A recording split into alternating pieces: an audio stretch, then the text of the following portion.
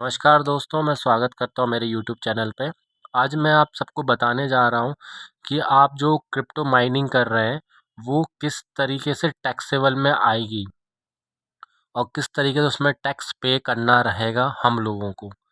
तो सबसे पहले हम लोग जान लेते हैं, जैसे हमने मान लो कि एक माइनर से हमने जो कि एक माइनर है जो एक माइनर है मान लेते हैं नाइस हैश एक माइनर है। हम इससे जो नाइस हैश है हम इससे 10,000 रुपये की क्रिप्टो करेंसी की माइनिंग करते हैं। ठीक है, चाहे आप जो एक दिन में कर रहे हो चाहे एक साल में कर रहे हो, वो कोई डिपेंडेंसी नहीं है। हमने एक नाइस हैश से माइनिंग करी, क्रिप्टो माइनर जो माइनर है जो विदेश में लोकेटेड है या इंडियन भी हो सकता है। अभी मतलब आप आउट ऑफ कंट्री है या इंडियन है, उससे कोई लेन देन नहीं है। फिर हमने क्या करा, इसमें 10,000 रुपये की क्रिप्टो माइनिंग कर ली। हमारे 10,000 रुपये की हमारी क्रिप्टो माइनिंग हो गई है। अब हम इसको मतलब इससे पैसा आईएनआर में कन्वर्ट करना चाह रहे हैं। और जब हमने इसको मतलब हम हमें जब इसको हम ट्रांसफ़र कर रहे हैं, तो जो एक्सचेंजेस हैं इंडियन एक्सचेंज, जैसे इंडियन जो एक्सचेंज है वो है ज़िप पे ही मान लेते हैं अपन। ज़िप पे से हम इसको ट्रांसफ़र कर रहे हैं, तो उस टाइम इसकी वैल्यू भी 10,000 होती है। मान लीजिए हमने ये जो माइनिंग करी वो 1 जनवरी 2021 में करी और हम इसको विड्रॉल कर रहे हैं 1 जनवरी 2023 में। 2 साल बाद 2 ईयर्स में हमने इतनी माइनिंग करी और हम इसको 2 साल बाद भी इसकी वैल्यू 10,000 ही होती है।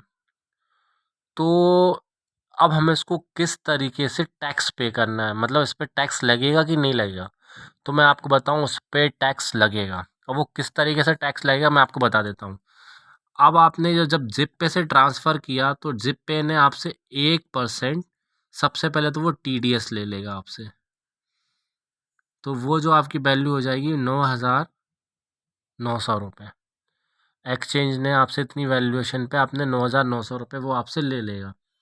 फिर उसके बाद क्या होगा कि आपको इसको गवर्नमेंट को 30% टैक्स देना रहेगा। तो जो आपकी वैल्यू रहेगी वो 6,930 रुपये।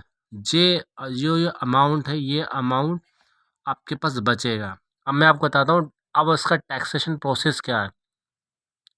आप 5 लाख रुपए का चाहे इनकम टैक्स रिटर्न में आप आ रहे हो, चाहे आपकी इनकम क्यों ना 1 लाख रुपए ही क्यों ना हो, मगर आपको गवर्नमेंट को इस पे टैक्स देना रहेगा 30%। क्योंकि ये जो नाइस हैश है वो एज अ कैलकुलेट होगा, गिफ्ट के रूप में आपको जिप पे को दिया, मतलब आपके अकाउंट में दिया है ये। और आपको इस पे इतना टैक्स मतलब 30% टैक्स देना रहेगा। और जब आप इनकम टैक्स दोगे उसमें आपको ये 30% टैक्स देना ही रहेगा। मतलब आपका 30% टैक्स गवर्नमेंट को लगेगा ही लगेगा। और जो आपको इनकम टैक्स रिटर्न में फाइल करना रहेगा वो आपको 2,970 रुपये आपको इतना गवर्नमेंट को इनकम टैक्स में क्रिप्टो में देना रहेगा। इतना आपका टैक्स चला जाएगा। आपको अमाउंट बैंक में इतना ही फुल आएगा, पूरा फुल आएगा। ये आपके बैंक में ही ट्रांसफ़र होगा, बैंक अकाउंट में ही आएगा आपका।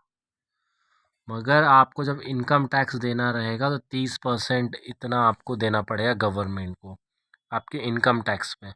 और यदि मैं सही हूँ तो कृपया मुझे इस चीज़ को कमेंट में बताएं। जो मैंने अभी तक रीड किया, जो मुझे समझ में आया, वो मुझे यही समझ में आया। अभी माइनर जो माइनिंग लोग कर रहे हो उनके हिसाब से अभी कोई प्रॉपर पॉलिसी समझ में नहीं आई, जितना मुझे समझ में आया गवर्नमेंट के हिसाब से। यदि मैं सही हूँ तो मुझे इनकम आप मुझे कमेंट्स में बताएं। यदि गलत हूँ या मैंने कुछ गलत बताया है तो भी मुझे कमेंट्स में बताएं।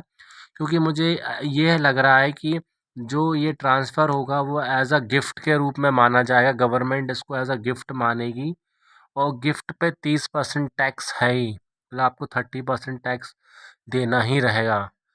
तो आप मुझे यदि मैं सही हूँ और इस तरह से बिल्कुल मैं आपको लगता है कि मैंने सही समझाया, या आपको कुछ ऐसा लगा है गवर्नमेंट पॉलिसी मैं ऐसा माइनर्स के लिए या कुछ गलत है, तो मुझे कमेंट्स में ज़रूर बताएं। और क्योंकि मुझे ऐसा, मैंने जब उसको रीड करा तो मुझे ऐसा ही लगा कि ये एज अ फ्रेंड मानेंगे, एक फ्रेंड से दूसरे फ्रेंड के वॉलेट में ट्रांसफ़र हो रहा है ये पैसा, और उस पे 30% गवर्नमेंट टैक्स ले लेगी। तो मुझे आप इस चीज़ को एक बार करेक्ट करिए, यदि यदि गलत हूँ तो मैं। Thank you for watching my video.